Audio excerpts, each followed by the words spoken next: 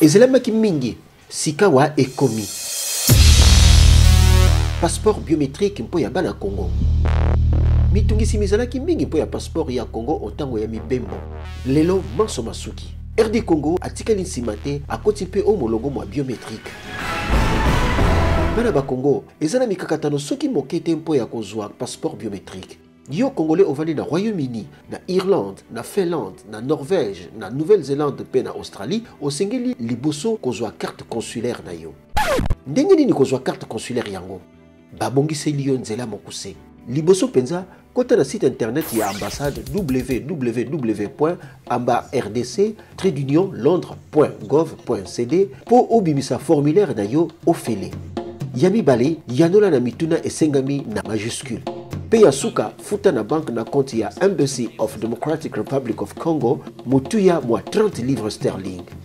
Kasi keba senga te kombo na yo emona na polele na compte ya ambassade ezali 40 58 13 99 saute code 20 47 35.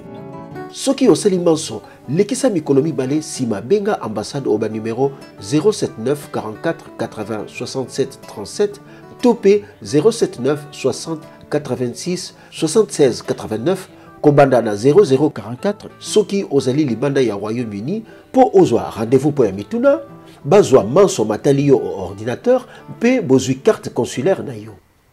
Yoka malamu po te oleka na mituna po ya koyeba mboka ya baboti bayo tala malamu soki ozali na biso bisengeli reçu ofutelaki mbongo na banque formulaire ozwaki na internet ezali na biyano pe signature mokanda mokolakisa te ozali congolais ndakisa passeport ya kala buku ya leta to pe mikanda mikolakisa mbotama ya yo photo passeport ezwami liboso ya etando ya pembe mokanda mokolakisa mboka pe esika ovandi lelo sendenge esengamaka na Royaume-Uni ya solo bozwi carte consulaire ekopesa yo lotomo ya kozwa formulaire ya suka ya passeport biométrique.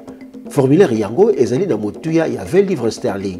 Passeport yango moko ezali na 150 livres sterling. Mbongo nyonso esengeli kofutama kaka na compte moko ya ambassade.